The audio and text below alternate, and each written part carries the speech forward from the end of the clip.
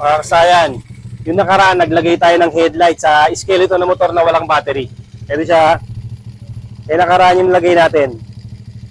Naglagay tayo ng headlight sa skeleton ng motor na walang battery. Ayan siya ha.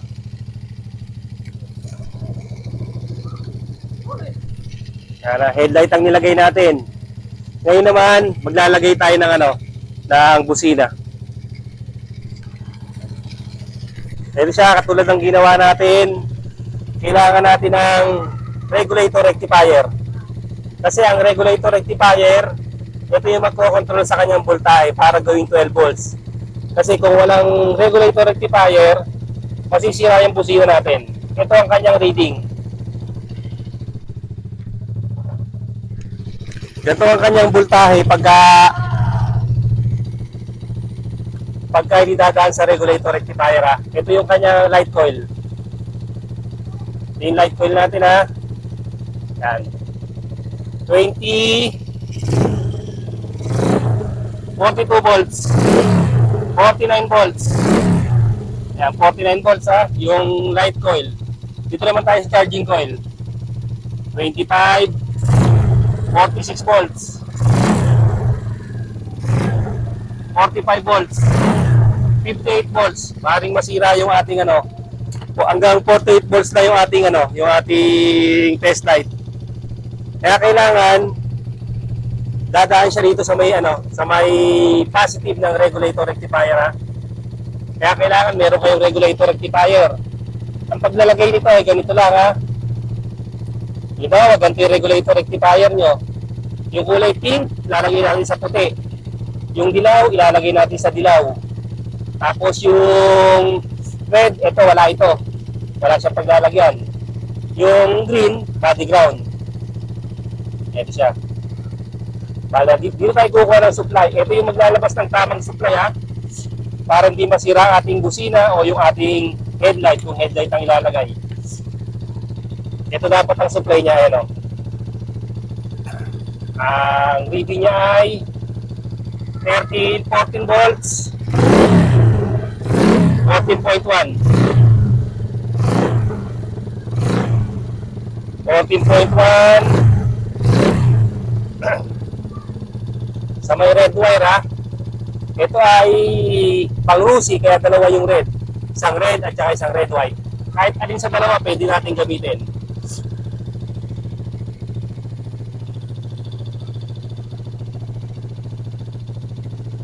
Wala pang isa ha. Dito lang tayo sa kabila. Red white.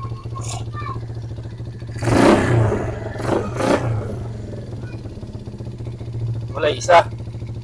Dito lang tayo ha, wala yung isang red. Ay kukuha. 14 volts. Itong 14 volts na to, papunta to rito ha ito. Tutok mo rito, ito yung wire natin ha. Ayan. Ayan siya ha, pupunta siya rito.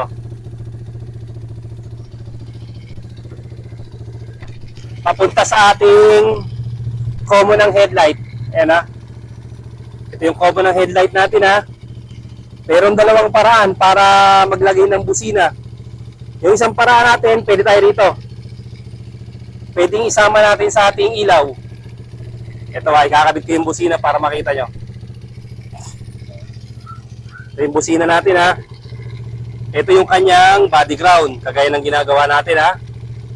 Pag kinabit natin sa bakal to, magkakaroon na ng ground yung busina. Positive na lang ang lalagyan natin, gagana na siya. Dito natin siya ipupesto.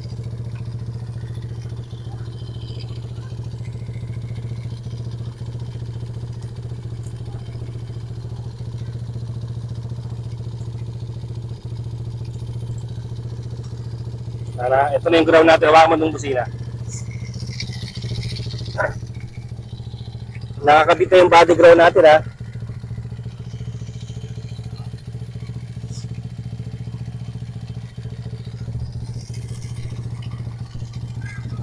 Hindi nagte-play. Ayun, kikita ko lang muna. Dapat nagte-play siya para tumunog naman ang maganda-ganda ating busina. Ayan.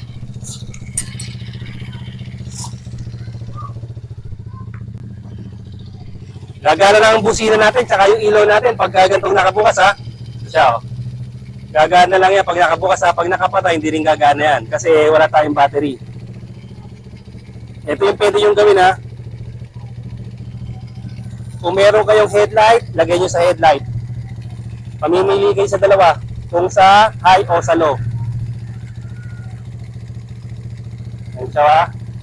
Pagbukas nyo ng ilaw, ayan siya ha. Pag binuksan nyo uli ng isa, bubusina na tayo. Parang pinaka-shortcut na.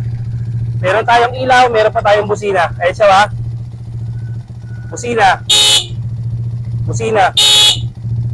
Pwede rin natin siyang gawing alarm. Halimbawa, papatayin natin ha.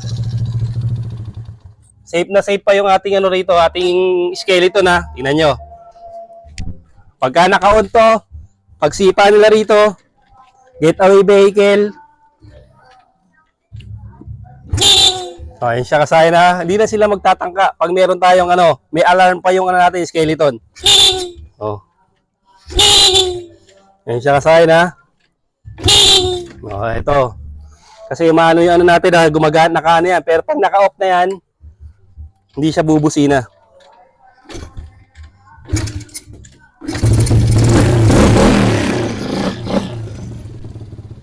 Ito yung isang, yung una ha, dito para kita nila sa harap. Nakalagay siya sa high.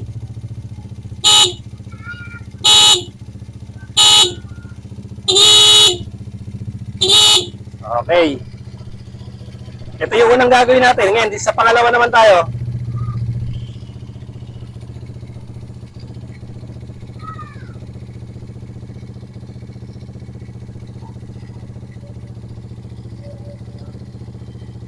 Ito naman yung pangalawa. Ito na yung gamitin natin pindutan. Ito yun ha, tingnan nyo. Yung common ng ano ng ilaw, galing charger, yung kulay red. Dito rin tayo magtatap. Ito siya ha. Ito na yung pangalawa natin ha. Yung una pwedeng ganun para tipid sa wire.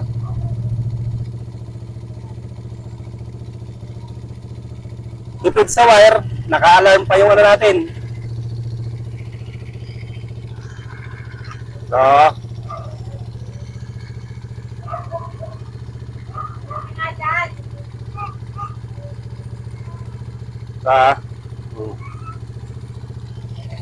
dito natin lalagay para umusina na agad ha. Umusina na agad. Ay, mali. Ito pala, dito, dadaan pala rito. Kaya pala bumusina agad. Kailangan dumaan muna sa switch natin ha.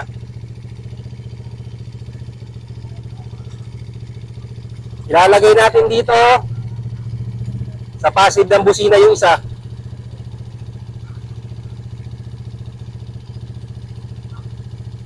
Passive ng busina. Tapos sa galing positive ng regulator rectifier. So, dito nang galing to para malinaw ha. Ito siya oh. Sa positive ng regulator rectifier ha. Okay. Kaya bumusina kagad. Nairekta natin. Kaya siya bumusina agad.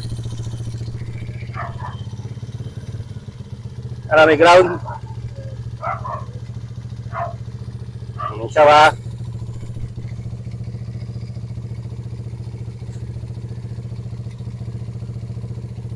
Magkakabusin at magkakailaw lang tayo rito pag nakabukas yung makina ha, dahil wala tayong battery. Nakaiwalay na yung busina natin ha. Okay, testing mo.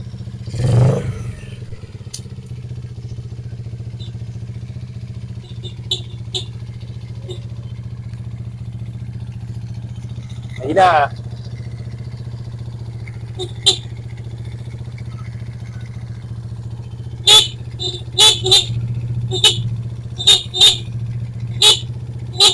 Na-stuck lang yung ating ano. Na-stuck lang yung ating pindutan.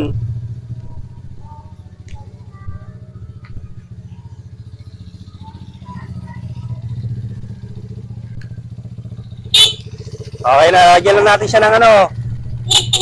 Lalagyan lang natin ito ng langis.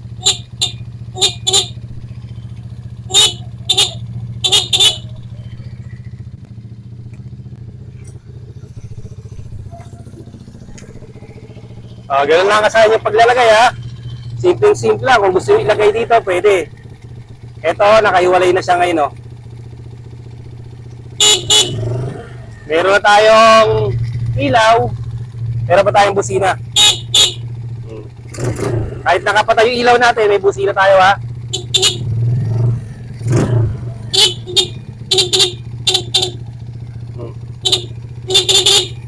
Yung pindutan lang natin, medyo ano lang siya.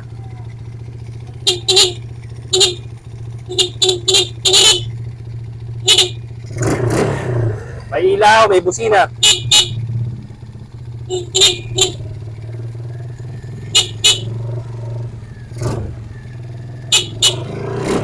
Mas malakas siya pag meron tayong ano ha.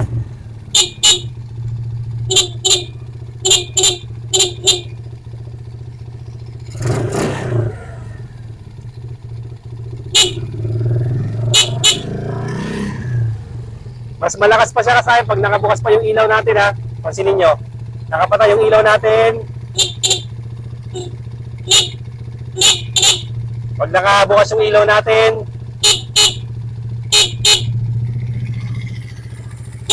nagpapassing light pa tayo. Hindi siya nagpapassing, kumukurap. Okay.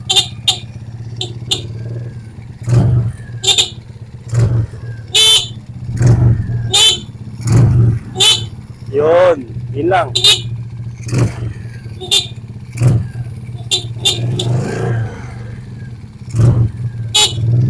Ganun lang kasi yung paglalagay ng ano ha. Paglalagay ng busina natin, kailangan lang dumaan sa regulator rectifier. Meron na tayong ilaw yung skeleton natin, meron pa tayong busina. Kahit nakapatay yung ilaw, may busina tayo. Kahit papano. Kahit walang battery.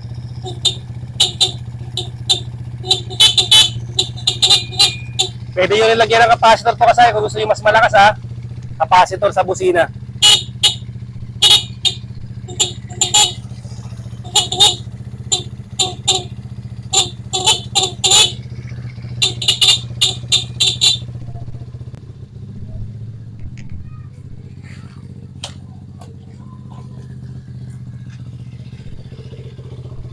Pwede rin kayong maglagay nito para kung gusto nyo mas malakas pa yung busina nyo.